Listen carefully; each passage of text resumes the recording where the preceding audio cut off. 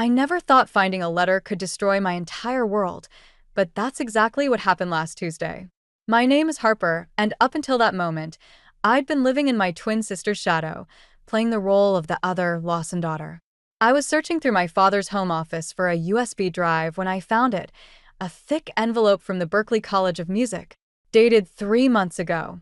My hands trembled as I read the acceptance letter, along with the full scholarship offer they'd extended. An offer I'd never known about. "What are you doing in here?" I jumped at my father's voice, the letter crinkling in my grip. He stood in the doorway, his expression shifting from surprise to anger as his eyes locked onto the paper in my hands. "When were you going to tell me about this?" I asked, my voice barely above a whisper. "That's none of your concern." He stepped forward, hand outstretched. "Give it to me." "None of my concern?" "It's my acceptance letter." The words came out louder than I intended, echoing through our too-perfect house. "You had no right to hide this from me." "Harper, keep your voice down," he warned, but I was already pushing past him, letter clutched to my chest like a shield. I stormed into the dining room where my mother and Lila were setting the table for dinner, their perfectly coordinated outfits making me feel even more like the family misfit in my ripped jeans and band t-shirt. "Did you know about this?" I demanded, waving the letter. My mother's face paled, and Lila suddenly became very interested in straightening the silverware. "You all knew, didn't you?" "Sweetheart, we were trying to protect you," my mother said, reaching for my arm. I jerked away. "Protect me? From what? Success? Happiness? Following my dreams? From throwing your life away on a pipe dream?" My father cut in, his voice hard. "Your sister is heading to medical school. She has a real future ahead of her. This music nonsense." "Nonsense." I laughed, but it came out more like a sob. "They offered me a full scholarship. They think I'm good enough, but you couldn't even give me the chance to decide for myself." "That's enough." His fist came down on the dining room table, making the china rattle. "You're a Lawson. You have responsibilities, expectations to meet. I won't have you wasting your potential on." "On what, Dad? On being happy? On not being exactly like Lila?" The silence that followed was deafening. Lila wouldn't meet my eyes, and my mother looked like she wanted to disappear into her expensive silk blouse. "As long as you live under my roof," my father said quietly, dangerously, "you will follow my rules." End of discussion. I looked down at the crumpled acceptance letter in my hands, then at my perfect twin sister, my controlling father, and my silent mother. In that moment, something inside me snapped. Maybe I shouldn't live under your roof anymore. The words hung in the air like a threat, or a promise. After that explosive dinner, I retreated to my room, hands still shaking as I shoved clothes into a duffel bag. The acceptance letter lay on my bed like a lit fuse, waiting to blow my life apart again. A soft knock at my door made me freeze. "Harper." It was Lila. Of course it was Lila. "Go away," I muttered, but she came in anyway. That was the thing about twins. Personal boundaries didn't seem to exist. She stood there in her perfectly pressed outfit, looking like she'd stepped out of a prep school catalog. "You're not really leaving, are you?" I yanked open another drawer. "Watch me."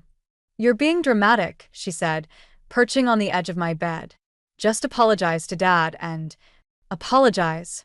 I spun around, a handful of t-shirts clutched to my chest. "For what? For having dreams? For not wanting to be another cookie-cutter Lawson success story?" Lila flinched. "That's not fair." "No, you know what's not fair? That you knew about this letter and didn't tell me." I watched her face carefully, saw the guilt flash across it.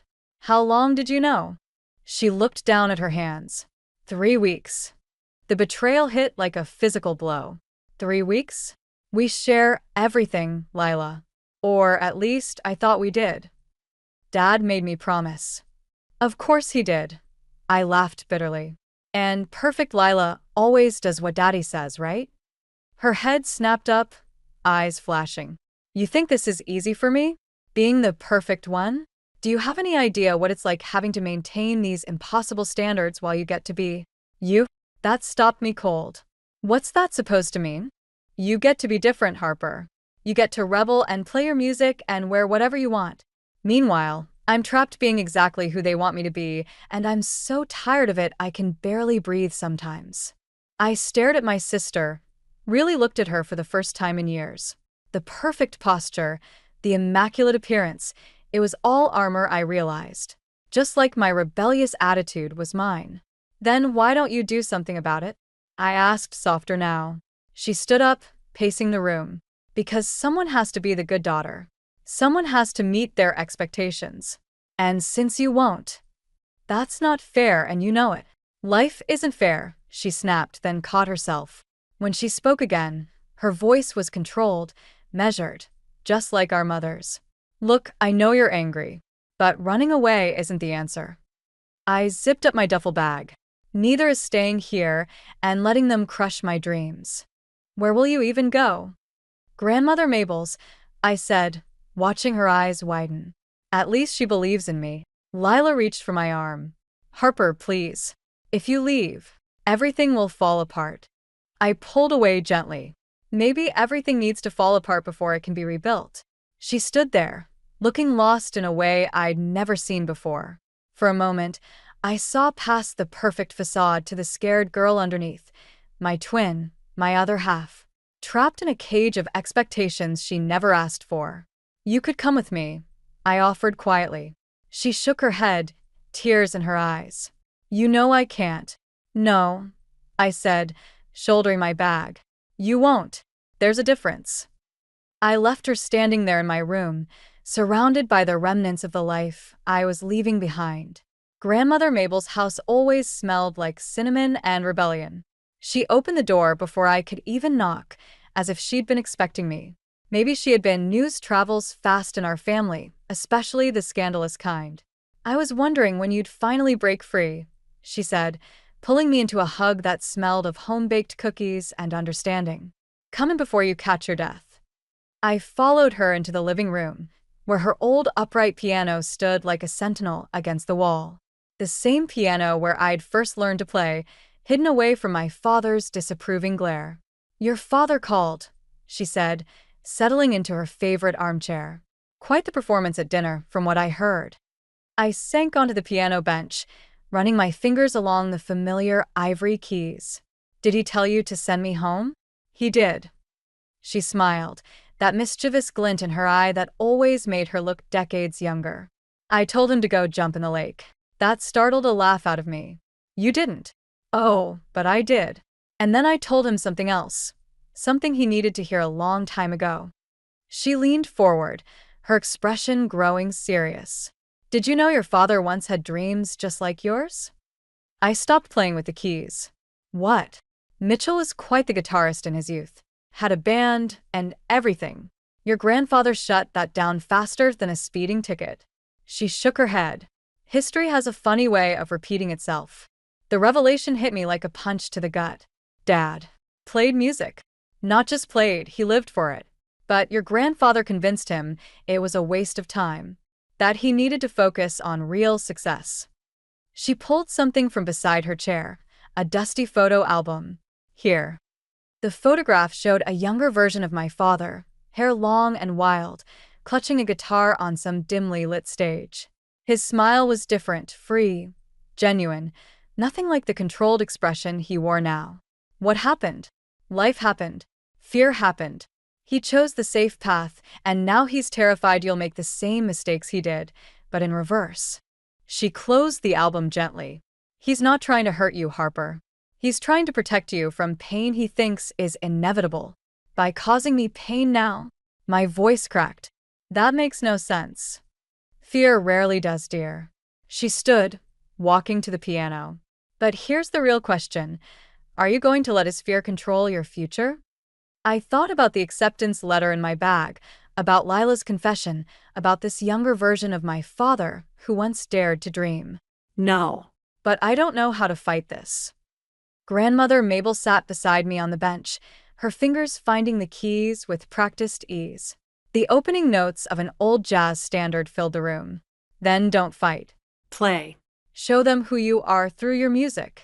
Sometimes the best revenge isn't about getting even. It's about proving them wrong by being exactly who you were meant to be.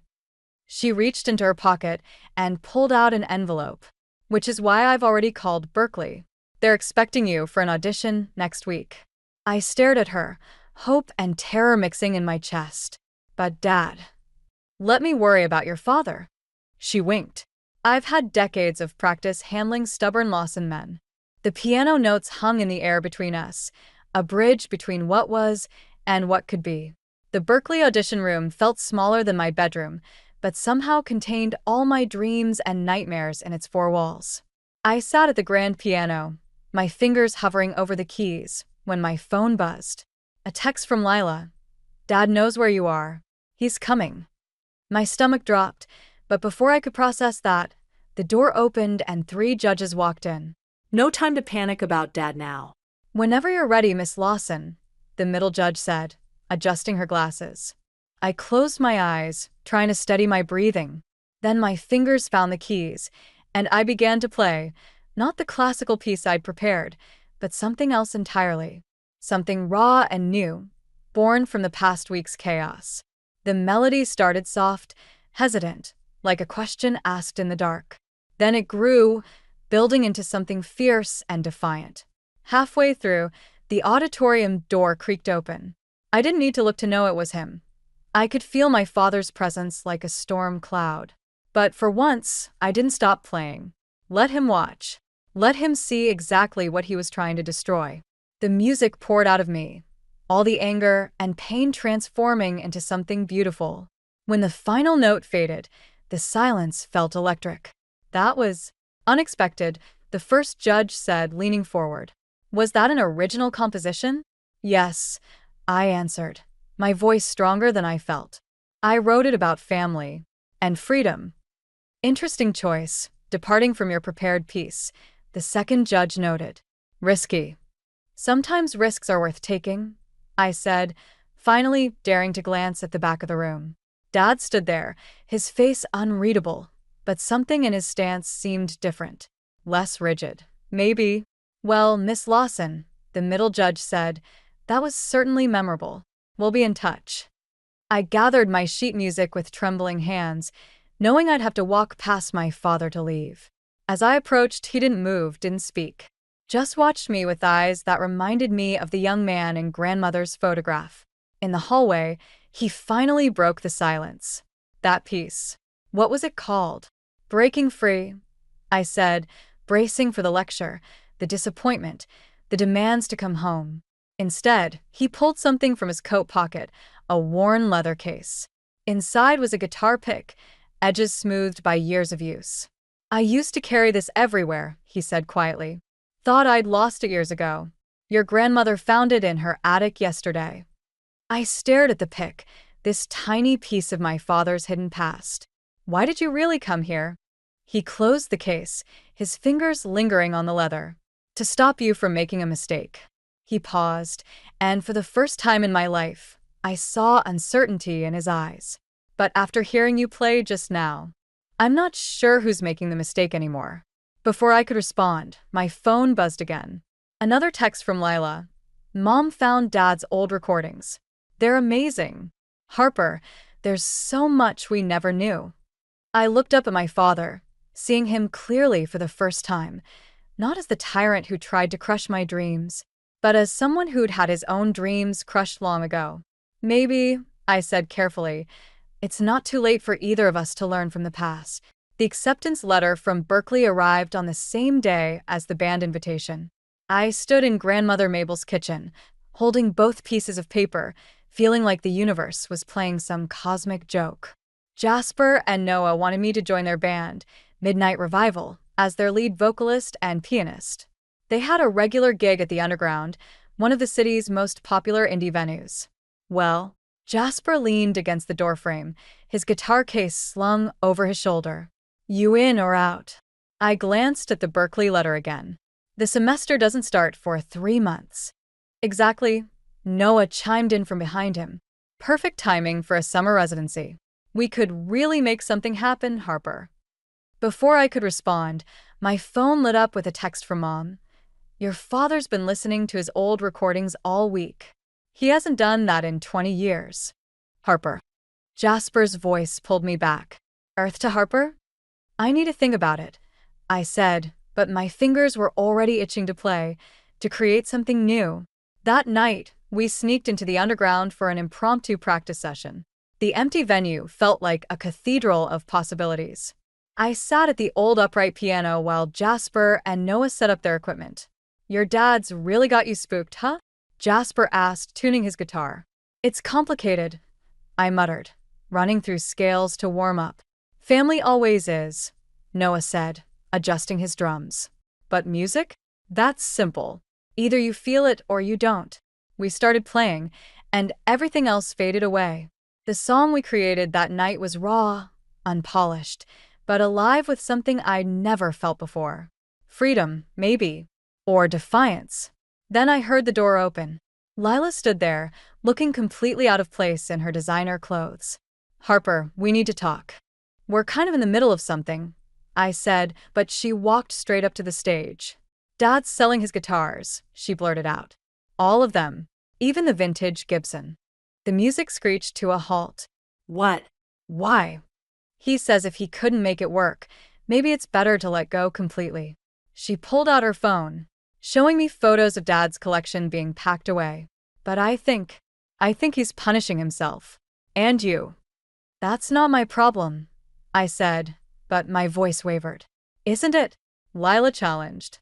You're not the only one who inherited his passion, Harper. The difference is you're brave enough to fight for it. Jasper and Noah exchanged looks. We can give you guys a minute, Jasper offered. No, I said, turning back to the piano. We need to practice. Harper, Lila started.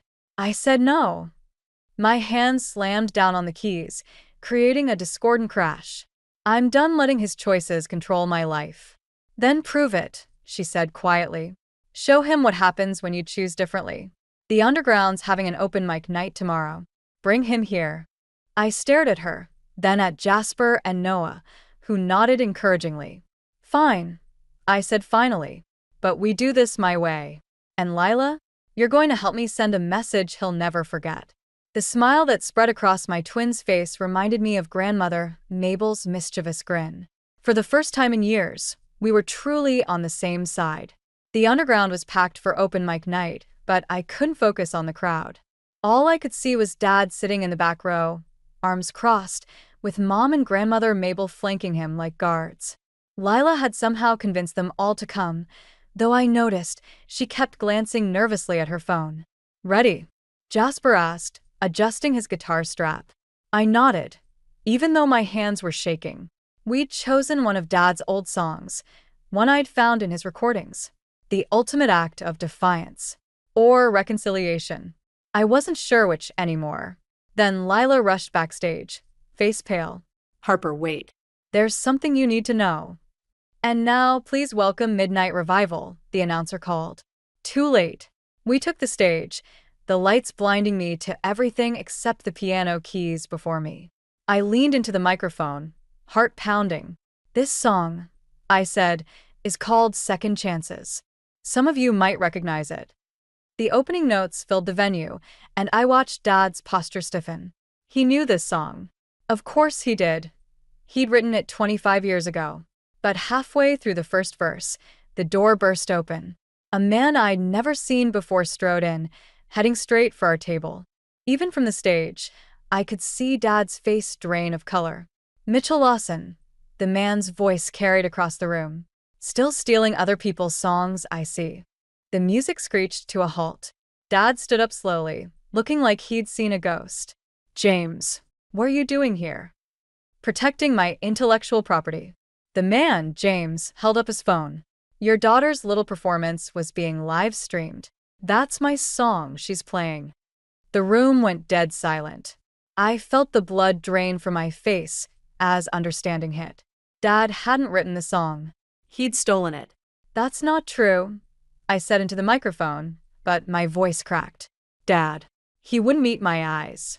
Mom looked shocked, and Grandmother Mabel had her hand over her mouth. Show them the contract, Mitchell, James demanded. The one where you signed over all rights to the songs after I caught you passing them off as your own. People were whispering now, phones recording everything. I watched my father, my strict, principled father, crumble under the weight of a decades-old lie. Harper, he finally said, I can explain. Don't bother. I stood up from the piano, nearly knocking over the bench. I get it now. This isn't about protecting me from failure. It's about protecting yourself from the truth. Jasper tried to grab my arm as I stormed past, but I shook him off. Lila called after me. I tried to warn you. I just found out. I pushed through the emergency exit into the alley, gasping for air. Everything I thought I knew about my father, about his lost dreams, about why he'd tried to stop me, it was all built on lies. The door opened behind me. Harper, Dad's voice was quiet. Please let me.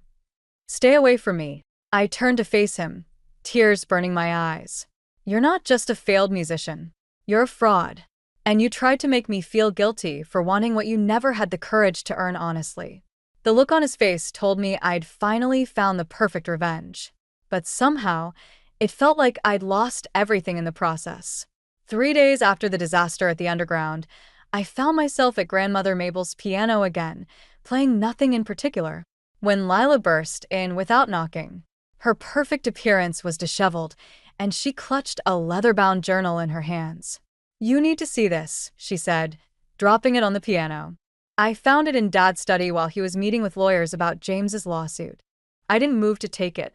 I'm done with Dad's lies. Just read it. She opened the journal to a marked page. It's not what we thought. The handwriting was Dad's, dated 25 years ago. James took credit for my songs again today. Says nobody would believe a nobody like me wrote them. He's right. Who'd trust some kid from the wrong side of the tracks over a producer's son? But I need this job. Need to prove to everyone I can make it. My fingers froze over the keys. What? Keep reading, Lila urged. More entries followed, describing how James, the producer's son, had systematically stolen Dad's work, threatening to blacklist him if he spoke up. The final entry was the worst. Sign away my songs today. James threatened to reveal Mom's illness to the papers if I didn't. She can't handle that kind of stress right now. Music isn't worth destroying my family over. Time to grow up. The door creaked, and we both looked up. Dad stood there, looking older than I'd ever seen him. You weren't supposed to find that, he said quietly. Why didn't you tell me? I demanded, standing up.